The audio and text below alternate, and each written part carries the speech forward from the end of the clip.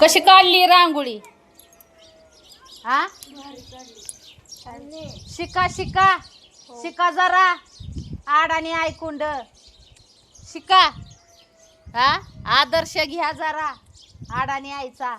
7वी नापास आय आहे तुमची, 7वी नापास. घ्या जरा आदर्श. येतं का असलं काय काढाय? येतं? शिकल्यावर काय रंग भरायला लावला तर एका जाग्यावर ढिगाराची ढिगार गिटुळच टाकती या तू. हा, आणि तुला तर काय आग बी नाही आणि बॅग बी नाही. गबस, मला लय राग येतो असं. हा, कसं व्हायचं असं म्हणल्यावर? हा, सगळ्या कला जोपासल्या पाहिजेत माणसाने, सगळ्या. आपल्याला जीवनात कुठंच अडचण नाही आली पाहिजे. हा, निदान आईचं बघून तरी घ्यावा ना ह्यांनी आदर्श.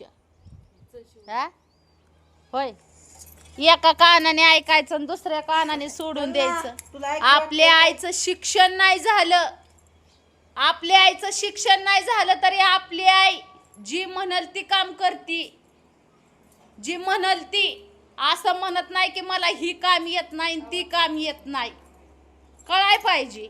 हा, असं जर म्हणून बसली असती तर आज एवढी जीवनात भाऊ बहिणीनं यशस्वी झाली नसती, सफल झाली नसती. असं जर म्हणत बसली असती तर की मला ही काम येत नाही मला ती काम येत नाही.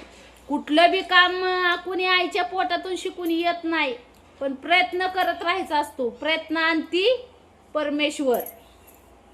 आणि जो माणूस जिद्दीने आणि कष्टाने आणि स्वच्छ मनाने कुठलं बी काम करणार ना, त्याला यश मात्र देव नक्की देणार. बरोबर का नाही? सांगा जरा, सांगा ह्यांना, सांगा. कष्ट, जिद्द, चिकाटी आणि स्वच्छ मन, नीतिमत्ता चांगली, दुसऱ्यांबद्दलचं विचार चांगलं कधीच वायाला जात नाही. आता हा, माझ्याबद्दल कुणी काय बी विचार करू द्या, मला लोकांच्या नजरेत सिद्ध व्हायचं नाही. मला लोकांच्या नजरेत सिद्ध व्हायचं नाही भाऊ बहिणींनो. मी ऑलरेडी परमेश्वराच्या नजरेत सिद्ध आहे. त्याच्यामुळं मला कुणाच्या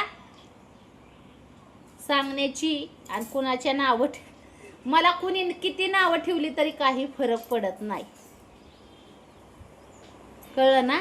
तर ठेवा, काही लोकांना नावं ठेवायचे त्यांनी ठेवा, बिनधास्त ठेवा.